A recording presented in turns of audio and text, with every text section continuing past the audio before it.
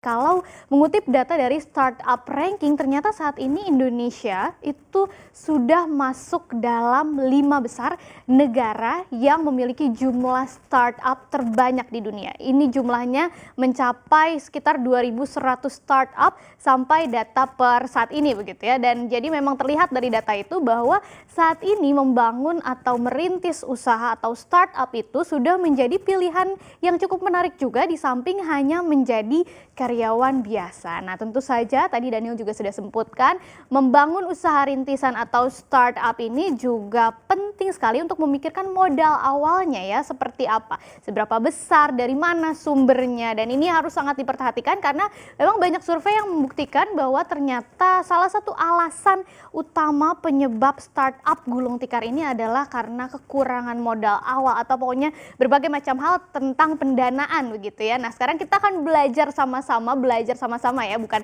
saya yang mengajari Anda, tapi kita akan belajar sama-sama seperti apa nih, apa saja yang harus kita perhatikan dan kita ketahui dalam menggalang modal awal untuk membangun startup yang andal. Tentu saja begitu membangun startup, sudah ada idenya kita mau startupnya ini akan sukses gitu ya ke depannya. Kita lihat di slide yang pertama, kita akan saksikan dulu nih apa saja sih sebenarnya sumber modal startup yang bisa menjadi pilihan untuk kita dalam membangun startup. Yang pertama tentu saja dana pribadi ya, karena dana pribadi ini juga penting kalau kita mau membangun startup dan kita nggak tahu mau pinjam kemana-mana. Kalau misalnya Anda punya uang kas atau tunai yang cukup di rekening bank Anda atau di kantong Anda begitu ya, ini perlu juga digunakan, jangan sayang-sayang menggunakan dana pribadi Anda dalam membangun startup karena ini startup milik Anda juga dan nantinya juga keuntungannya untuk Anda juga gitu ya. Jadi kalau Anda punya atau menyimpan dana pribadi dalam bentuk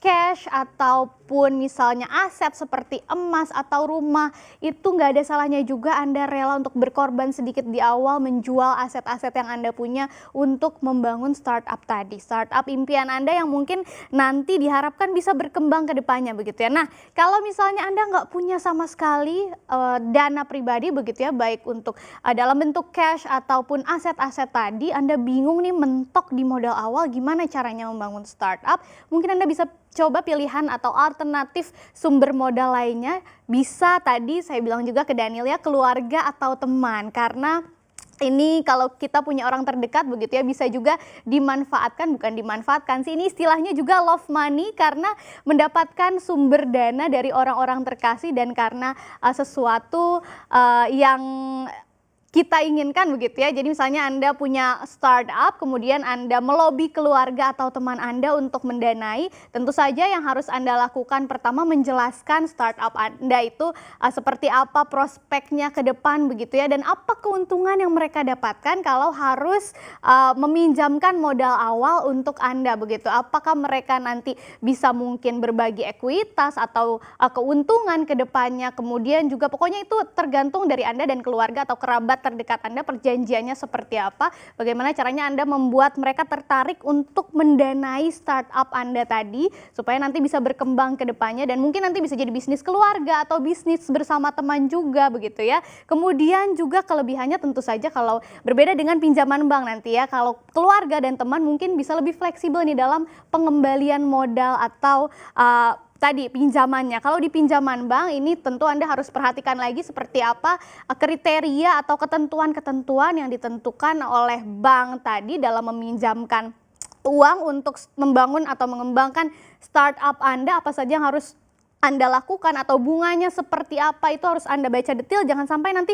sudah mendapatkan pinjaman bank enak-enak di awal gitu ya, ternyata Anda tidak bisa membayar bunganya atau mengembalikan pinjaman tadi, akhirnya malah jadi gulung tikar tadi. Karena ada juga banyak sekali startup yang akhirnya harus gulung tikar karena tadi di awal modalnya dipinjam dari bank begitu ya, kemudian begitu berkembang ternyata startupnya kalah saing atau tidak sesuai dengan marketnya, kemudian stuck stuck, tidak berkembang dan akhirnya tidak bisa mengembalikan pinjaman bank tadi. Nah, kemudian yang lebih modern lagi nih, kalau ini konvensional gitu ya, dari dana pribadi, kemudian keluarga dan teman, atau pinjaman bank yang lumayan. Nah, kita beralih ternyata sekarang ada juga berbagai macam alternatif lain seperti angel investor. Waduh, namanya aja udah angel investor ya. Angel kan berarti malaikat gitu ya. Nah, pasti malaikat ini identik dengan perbuatan baik, dan sebagai investor yang baik atau angel investor, maka para angel investor ini bisa juga Anda gunakan untuk mendanai startup Anda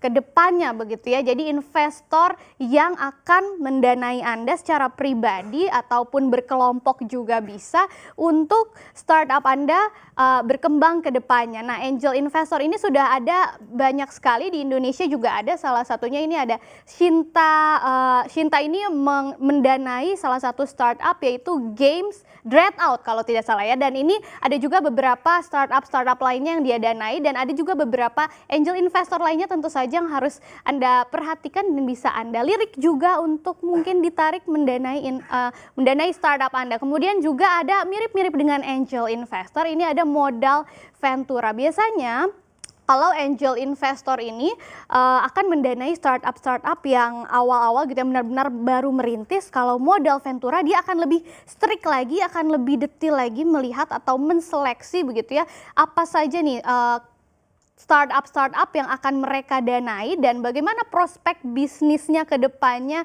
Kemudian ada lagi banyak kriteria yang harus mereka nilai sebelum akhirnya mereka memutuskan untuk mendanai startup yang Anda tawarkan tadi begitu ya. Nah, atau kalau misalnya Anda bingung gitu ya, harus mencari angel investor, siapa yang akan mendanai saya, kemudian modal ventura juga apa saja, bingung begitu ya, mungkin Anda bisa ikut program-program atau kompetisi-kompetisi startup begitu ya, seperti inkubator atau akselerator, itu bisa juga Anda ikuti. Kemudian juga ada program pemerintah juga dari Bekraf yang saat ini sedang ingin menggenjot bersama-sama dengan Kementerian Komunikasi dan Informatika 1.001 startup yang ada di Indonesia, dan itu akan mempertemukan Anda nanti dengan investor-investor tadi, baik angel investor atau modal ventura yang akan mendanai Anda. Tentu saja ini penting sekali lagi startup Anda tuh akan bermain di bidang apa gitu ya, dan seperti apa prospeknya ke depannya untuk supaya Anda dipilih nanti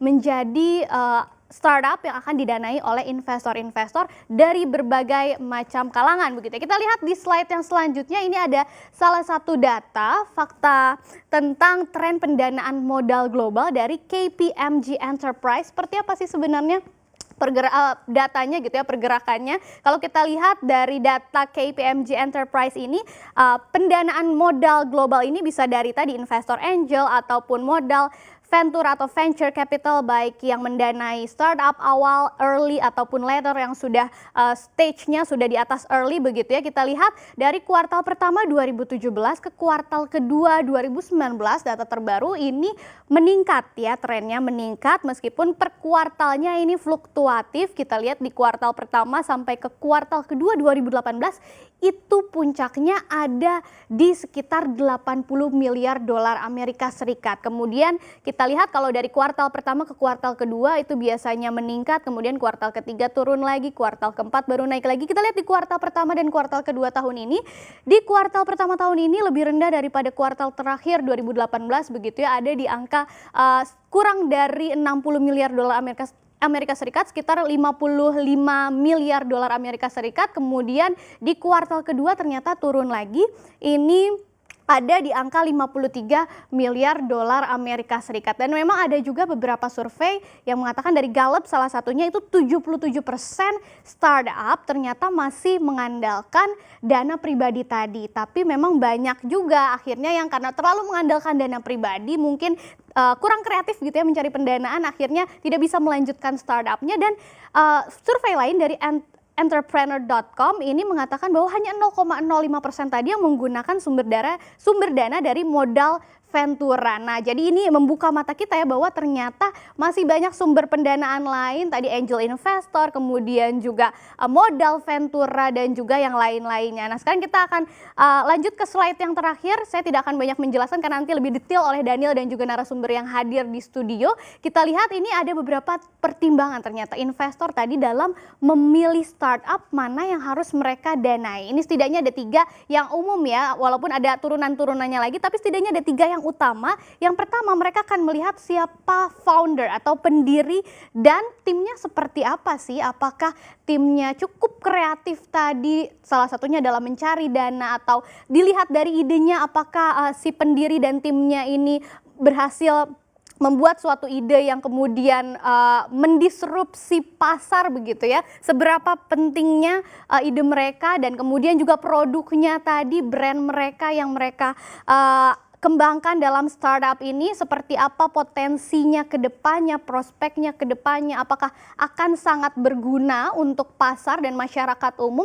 Kemudian marketnya juga harus luas pasarnya tadi, apakah kalau misalnya berguna apakah spesifik marketnya kemudian atau marketnya luas. Seperti salah satu startup yang mungkin kita sudah sering gunakan juga kan transportasi online saat ini, ada 2 pemain besar, Gojek dan Grab, kemudian juga sebelumnya ada Uber tapi kemudian harus merger dengan Grab begitu di lain sisi, dan akhirnya kemudian terus diseleksi begitu ya. Akhirnya nanti akan timbul seleksi alam.